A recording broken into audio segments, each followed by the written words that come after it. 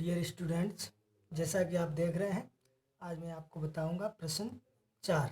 आपको ये तो पता ही है, हमारा कक्षा 10 गणित पाठ 2 बहुपद, जिसकी प्रश्नावली 2.3 जो है हम चला रहे हैं, जिसका हम प्रश्न 1, 2 और 3 आपको अच्छी तरह से बता चुके हैं, समझा चुके हैं।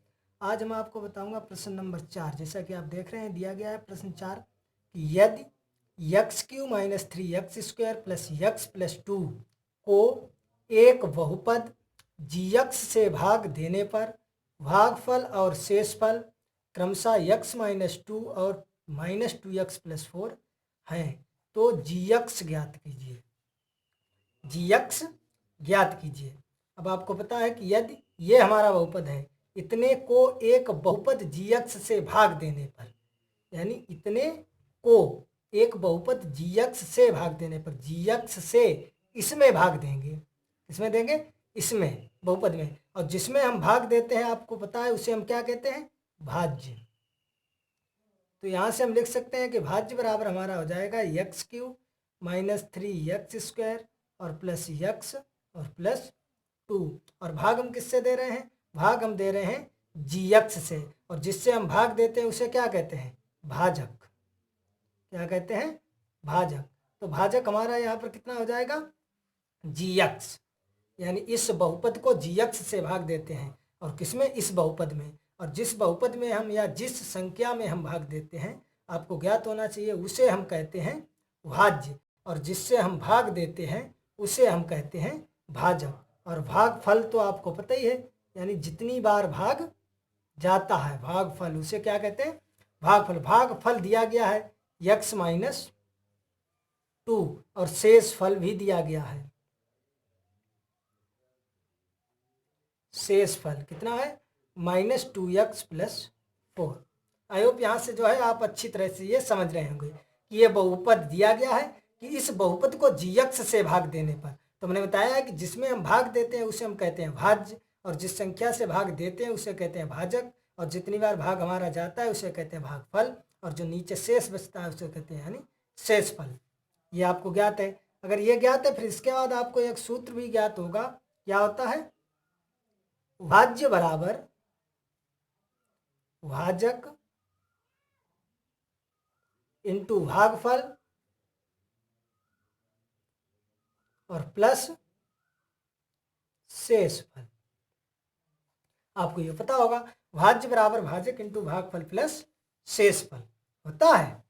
ये आपको हम बता चुके हैं और आपको पहले से भी पता होगा, ये तो छोटी क्लासों का सूत्र है। और यहाँ से जो हम इसे लिख सकते हैं, तो देखो भाज्य हमने बताया कि जिस संख्या में हम भाग देते हैं उसे कहते हैं भाज्य, यानी इस बहुपद में हम भाग दे रहे हैं, ये हमारा भाज्य हो गया। और जिससे भाग देते हैं उसे कहते हैं भाज्य।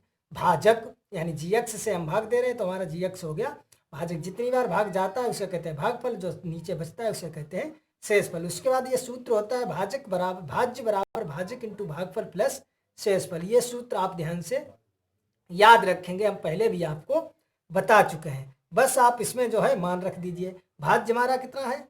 x³ - 3x² प्लस x और प्लस 2 बराबर भाजक कितना है?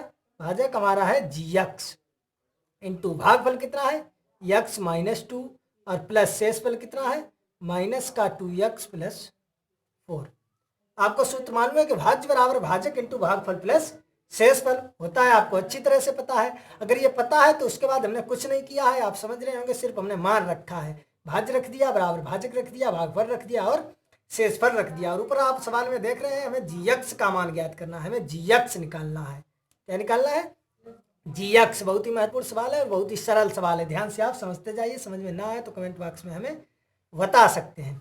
तो देखो यहाँ से हम इसे लिख सकते हैं कि x³ - 3x² plus x plus 2 बराबर gx इंटू x - 2, और ये खोलेंगे तो ये प्लस माइनस -2x और प्लस 4। अब इसे हम इधर ले आएंगे तो ये हमारा हो जाएगा x³, आप ध्यान से देखते जाएं, -3x² प्लस x प्लस 2, ये इधर आ जाएगा तो हो जाएगा प्लस का 2x, और 4 आएंगे तो माइनस के 4, ये इधर लिख देंगे gx और इंटू x - 2। अब देखो ये गुणा में है तो ये आ जाएगा भाग में, तो इसे हम लिख सकते हैं कि x cube minus 3x² plus x और प्लस 2 और प्लस 2x और माइनस 4 अपान गुणा में है, भाग में आ जाएगा x माइनस 2 बराबर क्या बचा है उधर gx का ही हमें मान ज्ञात करना है। तो ये हमारा gx का मान आ चुका है, सवाल जो है लग चुका है यहाँ से। और देखो हम थोड़ा इसे सोल्व करते हैं, तो इसे सोल्व करेंगे, देखो सही से लिख लो x की घात 3 और कहीं है नहीं, अब x की घात 2 और कहीं नहीं है, तो ऐसे इसे हमने लिख लिया। अब देखो x एक ये है और ये एक ये, तो 2 और 1 3 प्लस के, तो प्लस के हो जाएंगे 3x और ये 4 यानी माइनस के, ये 2 प्लस के, तो 2 से 4 जाएगा माइनस का 2 और अपान में है x माइनस 2 बराबर gx। तो यहाँ से जो है हम इसे भी उत्तर कह सकते हैं कि ये हमारा जो है उत्तर आ चुका है, x Q minus 3x² plus 3x minus 2 अपान x माइनस 2, ये हमारा यहाँ से आंसर आ चुका है, क्योंकि हमें जो है gx का मान ज्ञात करना है। gx बराबर ये हम निकाल चुके हैं, देखो gx बराबर, इसे जो हम सही से लिख सकते हैं, क्योंकि हमें जिसका मान ज्ञात करना है उसे हम इस साइड में लिखते हैं और ऐसा हमें अच्छा भी नहीं लगता है। तो हम gx बराबर ऐसे लिख सकते हैं कि x cube minus 3x² plus 3x minus 2 अपान x माइनस 2, इस टाइप से लिख सकते हैं। ये हमारा gx का मान निकल के आ गया है। अब देखो यहाँ से ये आंसर तो आपका आ नहीं रहा है, जैसे कि आप आंसर में देख सकते हैं, आप अपने गणित में देखें। ये सवाल जो है प्रश्नावली 2.3 का प्रश्न नंबर 4 है। प्रश्न नंबर 4 का जब आप आंसर देखेंगे तो आंसर हमारा ये नहीं आ रहा है, लेकिन सवाल ये हमारा यहाँ तक सही लगा है। gx का हमें मान ज्ञात करना है, तो gx का ये मान हो गया है। लेकिन इसके आगे देखो हम और सॉल्व करेंगे, क्योंकि ये बटे में है।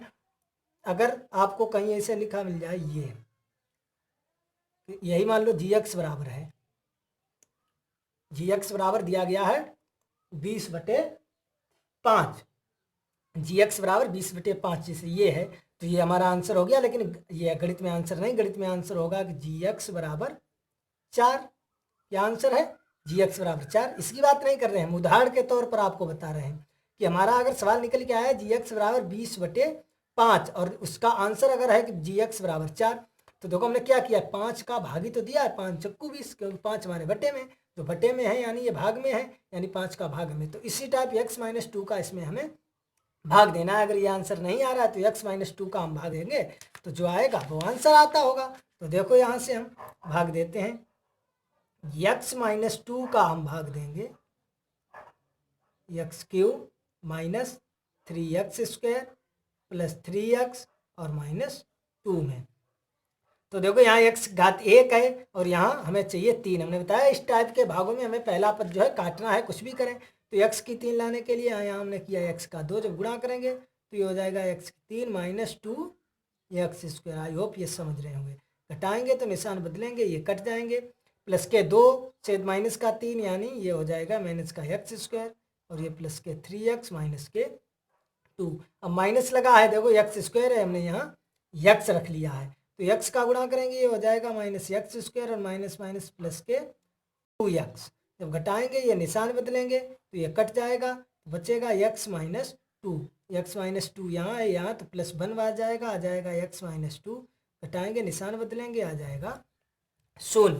आई होप यहाँ तक जो है आप अच्छी तरह से समझ रहे होंगे। कितना आ जाएगा? 0। तो हमारा ये हमने भाग दिया तो भागफल कितना आ गया? शेषफल तो हमारा 0 आ गया। कितना आ गया? x² minus x plus 1। तो बस हम लिख सकते हैं ताह gx बराबर x² माइनस x प्लस 1। यह आपका जो है आंसर हो गया। आई होप आप अच्छी तरह से इसे समझ गए होंगे। देखिए हम दोबारा फिर आपको एक बार रिपीट करा देता हूँ। सवाल आपका दिया गया है प्रश्न नंबर 4 की, यदि ये हमारा कोई बहुपद है को gx से भाग देने पर भागफल और शेषफल ये दिए गए हैं, ये भागफल है और ये शेषफल है, तो gx का हमें मान ज्ञात करना है, gx का मान ज्ञात करना है। तो हमने आपको यहाँ से बताया है कि जिसमें हम भाग देते हैं उसे क्या कहते हैं? भाजक, भाज्य। तो हमारा ये भाज्य हो गया, और जिस संख्या से या जिस बहुपद से हमने ये भाग दिया वो हमारा हो जाएगा भाजक, और जितनी बार ये भाग जाता है ये हो गया हमारा भागफल, और जो नीचे बचेगा ये हमारा हो गया शेषफल। यहाँ से आपको ये सूत्र याद होगा, होता है भाज्य बराबर भाजक इंटू भागफल प्लस शेषफल, भाज्य बराबर भाजक इंटू भागफल प्लस शेषफल। तो यहाँ से आप देखो निकाल सकते हैं, भाज्य हमारा ये दिया गया है और भाजक ये है भागफल ये, शेषफल ये। इसे हमने सोल्व कर लिया, इसे इधर लाए तो सोल्व करके देखो ये आया है, यानी जी एक्स इतना लिख सकते हैं। तो हमने सीधा करके लिख लिया जी एक्स बराबर ये निकल के आया है। आप देख रहे होंगे जी एक्स बराबर हमारा क्या निकल के आया है, ये निकल के आया है। तो ये आपका आंसर हो गया। लेकिन ये आंसर नहीं आ रहा है तो हमने आपको उदाहरण तौर पर ये बताया था, तो हमें इसका भाग देना है। हमने इसका भाग दे दिया तो भागफल आया है x square minus x plus 1। तो अतः यही आपका जो है आंसर हो गया है। देखते हैं नेक्स्ट प्रश्न, जैसा कि आपको दिखाई दे रहा होगा दिया गया है। देखो प्रश्न नंबर 5 दिया गया नेक्स्ट आपका। तो देख सकते हैं प्रश्न नंबर 5 दिया गया है, बहुपदों पी एक्स जी एक्स क्यू एक्स और आर एक्स के ऐसे उदाहरण दीजिए जो विभाजन एल्गोरिथ्म को संतुष्ट करते हों, तथा फर्स्ट दिया गया है घात पी एक्स बराबर घात क्यू एक्स, सेकेंड दिया गया है घात क्यू एक्स बराबर घात आर एक्स, और थर्ड दिया गया है घात आर एक्स बराबर 0। यहाँ से हम जानकारी करेंगे हमारा पी एक्स जो है वो भाज्य है और जी एक्स भाजक है। यहाँ से हम लिख सकते हैं, आपको ये सूत्र ज्ञात होगा, सूत्र दिया जाता है, यहाँ हम लिख देते हैं। अभी आपको बताया था प्रश्न नंबर 4 में क्या होता है, भाज्य बराबर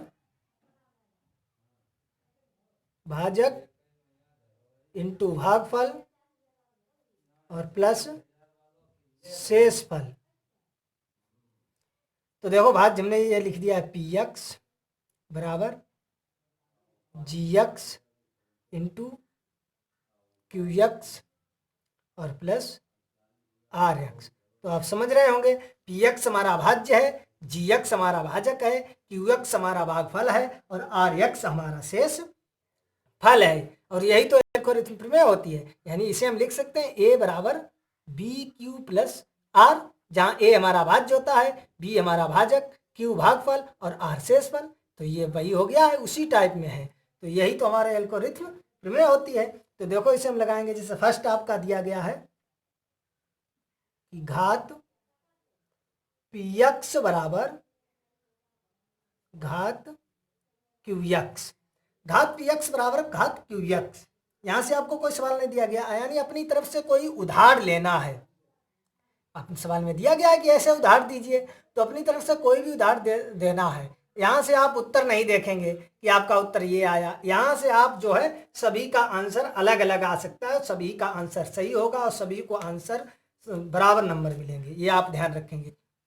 इस सवाल को, ये इसके प्रश्न नंबर 5 के जो है आप देख रहे हैं 3 भाग हैं, इन तीनों भागों के जो है आंसर अलग अलग आ सकते हैं। अगर आप 50 विद्यार्थी हैं, आपके क्लास में 50 स्टूडेंट्स हैं, तो अगर आप लगाना चाहें तो 50 स्टूडेंट्स के अलग अलग इसके आंसर आएंगे और 50 स्टूडेंट्स का आंसर सही होगा और 50 को बराबर मार्क्स मिलेंगे। जितने नंबर का सवाल होगा उतने मार्क्स बराबर मिलेंगे। ये नहीं कि हमारा सही है आपका गलत है, क्योंकि उधार देना है अपनी तरफ से। जो उधार आप लेंगे आपका वही आंसर आएगा। हम कोई दूसरा उधार लेंगे हमारा दूसरा आंसर आएगा, आप कोई दूसरा उधार लेंगे तो आपका दूसरा आंसर आएगा। तो देखते हैं यहाँ पर दिया गया है कि घात पी एक्स बराबर घात क्यू एक्स, यानी पी एक्स हमारा क्या है, भाज्य, और क्यू एक्स हमारा क्या है, भागफल। यानी भाज्य और भागफल की शेष जो है घात बराबर होनी चाहिए। तो देखो यहाँ से हम लगाएंगे, इसे सिर्फ इसमें लिखना है, कुछ ही नहीं, लिख दो कि हमें ज्ञात है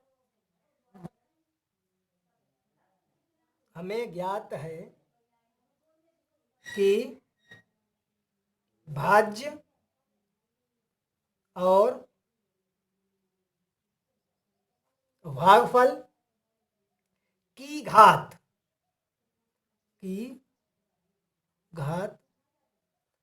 तभी बराबर हो सकती है कब, जब भाजक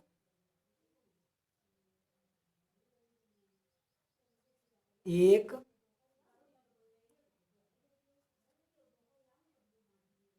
अचर संख्या हो।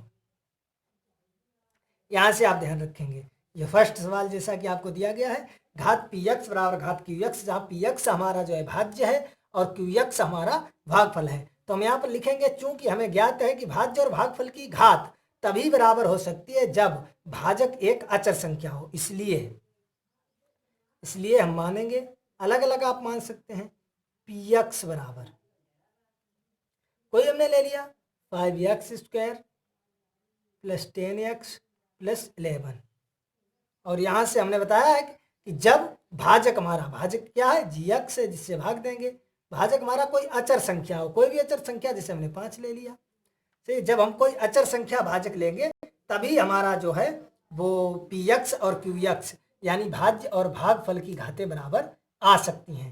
तो बस ये जो है यहाँ से आपका सवाल लग गया है। तो यहाँ से हम आपको जो है दिखा सकते हैं। अगर देखो पी एक्स की घात कितनी है 2 और जी एक्स हमने ले लिया कोई अचर पद तो क्यू एक्स की घात 2 ही होनी चाहिए। तो क्यू एक्स कितना आएगा देखो हम यहाँ से आपको दिखाते हैं। पी एक्स हमारा क्या है भाज्य है कितना है 5x² प्लस 10x प्लस 11 हमने बताया भाज्य जिसमें हम भाग देते हैं और हमारा जी एक्स क्या है भाजक है जिससे हम भाग देते हैं। तो देखो 5 से भाग देंगे ये x² बार जाएगा गुणा करेंगे 5x² जाएंगे ये कट गया उतारा है 10x प्लस 11 तो प्लस प्लस जाएगा 2x बार तो 5 दूनी 10x ये कट गया उतर के आया 11 तो चला जाएगा 5 दूनी 10 घटाएंगे तो 1 बचेगा ये शेष फल बचेगा। तो यहाँ से देखो क्यू एक्स हमारा जो आया है वो x² प्लस 2x प्लस 2 और आर एक्स जिसे शेष फल कहते हैं कितना आया है 1। तो आप यहाँ से देखो क्या कर सकते हैं हमने बताया है कि भाज्य और भागफल की घात जो है तभी बराबर हो सकती है जब हम भाजक एक अचर संख्या लेंगे। तो देखो हमारा पी एक्स हमने ये उदाहरण ले लिया आप दूसरा ले सकते हैं आप यहाँ पर कुछ भी 3x² प्लस 5x कुछ भी ले सकते हैं माना कि जी एक्स यहाँ पर कोई अचर संख्या 1 2 3 4 5 6 7 8 9 10 11 12 ले सकते हैं। तो जब भाग देंगे तब क्यू एक्स आपका अलग आएगा हमारा ये आया आपका कुछ भी आ सकता है लेकिन यहाँ पर जितनी घात का होगा आप बहुपद लेंगे मानेंगे पी एक्स को उतनी ही घात का क्यू एक्स आएगा ये ध्यान रखेंगे आप। और आर एक्स का यहाँ पर कोई मतलब है नहीं हमने बता दिया आर एक्स हमारा 1 आ गया है। अब देखते हैं इसका सेकेंड भाग सेकेंड जैसा कि आप देख रहे हैं अपने गणित में भी दिया देख सकते हैं दिया गया है घात क्यू एक्स बराबर घात आर एक्स और यहाँ पर क्यू एक्स क्या है आपको पता होगा क्यू एक्स हमारा क्या है आपको बता चुके हैं क्यू एक्स है भागफल और आर एक्स क्या है आर एक्स है शेषफल। तो कोई ऐसा उदाहरण लीजिए कि जो है शेषफल और भागफल की घात जो है वो समान रहे शेषफल और भागफल की जो है घात समान रहे। तो आप कोई भी उदाहरण ले लीजिए देखो इसमें हमें समान घात का लेना है तभी समान घात की आएगी। तो हमने मान लिया इसमें माना पी एक्स बराबर कोई भी ले लें आप 6x² प्लस 4x प्लस 5 यहाँ पर आप कुछ भी ले सकते हैं। और जी एक्स बराबर आपको सोचने की ज़रूरत नहीं है हम आपको बता दें वैसे आप कुछ भी ले सकते हैं तब भी आ जाएगा समान घात का लेना है आपको। और अगर आपको सरल रखना है तो हम बता दें पी एक्स आप कुछ भी मान सकते हैं 4 घात का 5 घात का 3 घात का 2 घात का। अगर बराबर घात लानी है आर एक्स की यानी शेषफल की घात बराबर लानी है तो यहाँ पर जो जी एक्स जो हमारा भाजक है जिससे हम भाग देंगे इससे आधा मान लो देखो 3 2 प्लस इसका आधा 2 2.5 कुछ भी है तो पॉइंटों में नहीं लेंगे तो हम डायरेक्ट जो है अंकों में चाहे 2 ले लो चाहे 3 ले लो। यहाँ आप 2 ले सकते हैं या 3 ले सकते हैं या कुछ भी ले सकते हैं 4 5 आपकी मर्जी है 6 7 ज़्यादा भी ले सकते हैं। माइनस में आ जाएगी घात जो है घात तो प्लस में यानी वो है शेषफल आपका माइनस में आ जाएगा। तो देखो घात क्यू एक्स यहाँ से ध्यान देंगे क्यू एक्स यानी भागफल और आर एक्स शेषफल भागफल और शेषफल की घात बराबर होनी चाहिए। आप अपनी तरफ से कोई भी उदाहरण ले सकते हैं। तो हमने मान लिया पी एक्स बराबर हमने ये उदाहरण मान लिया आप कुछ और मान सकते हैं तो आपका अलग आंसर आ जाएगा। यहाँ देखो जी एक्स हमने ये मान लिया। अब देखो घात बराबर आती है या नहीं आती ये ध्यान रखेंगे कि जब हम पी एक्स और जी एक्स को समान घात में मानेंगे तभी हमारी क्यू एक्स और आर एक्स की घात समान आएगी। अब देखो हम यहाँ से देख सकते हैं जी एक्स का यानी जी एक्स का हम भाग देंगे 3x² प्लस 2x प्लस 2 ये हमारा भाजक है। इसका हम भाग देंगे 6x² भाज्य में 4x प्लस 5 दे दो ये देखो 2 बार जाएगा तो ये हो जाएगा 3 दूनी 6x² प्लस 4x और प्लस 2 दूनी 4 तो घटाएंगे ये देखो कट गया ये कट गया और ये माइनस तो 5 से 4 जाएगा 1 बचा है। तो यहाँ से देखो क्यू एक्स भागफल यानी जितनी बार भाग गया 2 बार और आर एक्स यानी जो शेष बचा है 1। अब देखो यहाँ हमारा क्यू एक्स कितना आया है 2 और आर एक्स यानी शेष फल कितना आया है 1। और अचर पद की आपको मालूम है घात कितनी होती है 0। अचर पद पर जब कोई घात ना हो तो अचर पद पर घात कितनी होती है 0। आप यहाँ से ध्यान रखेंगे कि x, y, z ये हमारी चर राशियां हैं। ये सिंगल है तो x पर कितनी घात है 1, y पर कितनी है 1, z पर कितनी है 1। अगर ना घातें दिखाई दे और चर पर कितनी होती है 1। अगर ये है 2, 3, 5 ये हमारी कैसी राशियां हैं अचर राशियां हैं। इस पर घात कितनी है नहीं दिखाई दे रही है तो इसकी घात कितनी होगी 0, इसकी भी 0, इसकी भी 0। जब ये नहीं दिखाई दे रही है तो इसकी घात जो है वो 0 होती है। और जब आपको घात जो है नहीं दिखाई दे रही है तो उसका 1 होती है। यानी x पर अचर राशियों पर 1 और अचर राशियों पर 0। यहां से आप ध्यान देंगे देखो किसी की घात जब 0 होती है तो उसका मान 1 हो जाएगा। यहां से अगर लेना चाहो देखो ये 2 की घात कितनी है 1 है, 3 की घात 1 है, 5 की घात 1 है, सही। और किसी की घात अगर 0 है तो उसका मान कितना हो जाएगा 1। आप ये ध्यान रखेंगे किसी की घात अगर 0 है तो उसका मान 1 हो जाता है। और यहाँ से आप जो है ध्यान रखेंगे कि देखो हमारा क्यू एक्स कितना है 2 और आर एक्स कितना है 1। अब इन पर देखो घातें कितनी है कितनी घातें यानी अचर पद की घात चाहे शून्य मानो या कुछ भी मानो अचर पद है दोनों, तो दोनों अचर पद हैं तो इनकी घातें दोनों बराबर हो जाएंगी। अब देखो थर्ड देखेंगे यहाँ से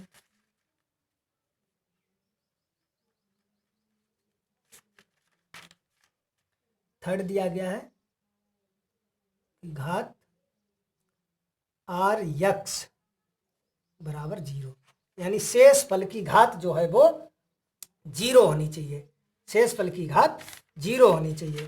तो ये यहाँ से आप जो है कोई भी उदाहरण ले सकते हैं। इसमें जो है उदाहरण सेकंड वाला ही काम चल जाएगा। देखो हमारे कितनी आई है 1 आया है, शेष फल कितना आया है 1 जिसकी घात कितनी है 0। कितनी है 0 आप देख सकते हैं। हमने बताया कि किसी की घात 0 होगी तो उसका मान तभी तो 1 होता है। किसी संख्या की घात अगर 0 है, इसकी घात अगर 0 है तो इसका मान 1 हो जाएगा। अगर इसकी घात 0 है तो इसका मान 1। तो देखो 1 है तो उसकी घात यानी 0 होगी, मैंने बता दिया। तो देखो उदाहरण आप कोई और ले सकते हैं या यही ले सकते हैं। तो देखो अगर हम दूसरा उदाहरण लेना चाहें तो दूसरा भी ले सकते हैं और नहीं तो इसके लिए जो है उदाहरण आप यही ले सकते हैं। और या अगर आप दूसरा लेना चाहें तो हम देखो इसमें मान लो माना पी एक्स बराबर 4x² प्लस 2x और प्लस 9।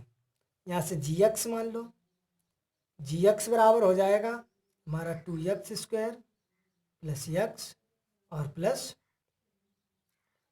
कोई भी रख लो, सही 3, 4, 5, 6, 7, 8। अब देखो इसमें अगर हम इसका भाग देंगे 2x² प्लस x प्लस 4 का अगर हम भाग देते हैं 4x² प्लस 2x प्लस 9 में, तो पहली बात तो जाएगा 2 बार, तो ये हो जाएगा 2 दूनी 4x² प्लस 2x और प्लस 4 दूनी 8। ये घटाएंगे कट गया, ये आ गया 1। तो देखो ये शेष फल है। यहाँ से QX बराबर कितना है 2 और RX बराबर कितना है 1, इसकी घात कितनी है 0। तो हम लिख सकते हैं। आई होप ये आपको अच्छी तरह से समझ में आ गया होगा। और ये इसलिए आपको जटिल लग रहा होगा, जटिल है नहीं, बहुत सरल है। क्योंकि जो है इसका कोई आंसर जो है आपकी किताब में दिया गया है वो भी हो सकता है, नहीं तो आप देखें कि सर आपका आंसर नहीं आया, आपका आंसर गलत है। जो आपके गणित में उदाहरण लिए गए हैं अगर हम वही उदाहरण लेते हैं तो आपके जो गणित में आंसर है वही आंसर आ जाएगा। तो यहाँ से आप जो भी उदाहरण लेंगे, ये उदाहरण ये अपनी तरफ से लेंगे, हमने ये लिया है तो इसका आंसर ये आया है। आप अलग लेंगे तो उसका आंसर अलग आएगा, कोई दूसरा अलग लेगा तो उसका आंसर दूसरा आएगा। आपको आंसर से नहीं, यहाँ घातों को बराबर करना है, घातों की तुलना करनी है कि ये इसके बराबर ये इसके बराबर है। तो आप अलग अलग जो है उदाहरण ले सकते हैं, अलग अलग सभी के आंसर आ जाएंगे। आई होप आपको ये अच्छी तरह से समझ में आ गया होगा। और ये जो हमारा प्रश्न नंबर 4 था इसे आप ध्यान से देखेंगे और ध्यान से समझेंगे। हम आपको बार बार क्यों बता रहे हैं कि ये जो है महत्वपूर्ण प्रश्न है, प्रतियोगी परीक्षा में आपकी बोर्ड परीक्षा में आपकी बोर्ड परीक्षा में अधिकतर पूछा भी जाता है। इसीलिए हम आपको ये बार बार जो है बता रहे हैं कि प्रश्न नंबर 4 पर आप अधिकतर ध्यान देंगे। जो भी प्रश्न है हम आपका एक एक सवाल लगवाएंगे, एक एक एक्सरसाइज से, एक एक चैप्टर से एक एक प्रश्न हल करवाएंगे। और जो भी इम्पोर्टेंट प्रश्न होगा जो आपकी बोर्ड परीक्षा में अधिकतर पूछा जाता है, जिसकी संभावना अधिकतर रहती है, हम आपको बताते जाएंगे कि ये प्रश्न अधिकतर आएगा और कितने नंबर में आएगा। तो आप जो है उसे तैयार करें, आप एक एक सवाल को तैयार करें, अच्छी तरह पढ़ें, अच्छी तरह मेहनत करें, लेकिन जो इम्पोर्टेंट सवाल हैं उन्हें हम बताते चलेंगे। ये प्रश्न नंबर 4 है, ये भी आपका इम्पोर्टेंट है, अधिकतर आपकी बोर्ड परीक्षा में आता है, पूछा जाता है, और इसमें कुछ नहीं है, बस समझने का है। GX का यहाँ से मान निकाला है, हम आपको ये बता चुके हैं, ये तो आपको सब पता ही है, सूत्र भी पता है, तो यहाँ से आप आसानी से GX का मान निकाल सकते हैं। और हमारे चैनल गंगा पार जंक्शन को आप सब्सक्राइब करेंगे, क्योंकि कभी भी हम अपने चैनल पर लाइव आएंगे या कोई वीडियो अपलोड करेंगे तो आपके पास तुरंत नोटिफिकेशन पहुँच जाएगा। तो इस वीडियो में इतना ही, मिलेंगे नेक्स्ट वीडियो में। इस एक्सरसाइज में आप अपने गणित में देख सकते थे 5 ही सवाल थे, यानी जो आपका कक्षा 10th गणित NCERT की जो किताब है पाठ 2 बहुपद प्रश्नावली 2.3 आप देखेंगे, उसमें जो है प्रश्न 5 ही हैं, पांचों प्रश्नों को हमने आपको अच्छी तरह से समझाया है और सभी वीडियो हमारे अपलोड है। आप हमारे चैनल गंगा पर जंक्शन पर जाकर देखेंगे, वहाँ से उसकी अलग से एक प्लेलिस्ट बनी है क्लास 10th मैथ सोल्यूशन, वहाँ पर जाएंगे।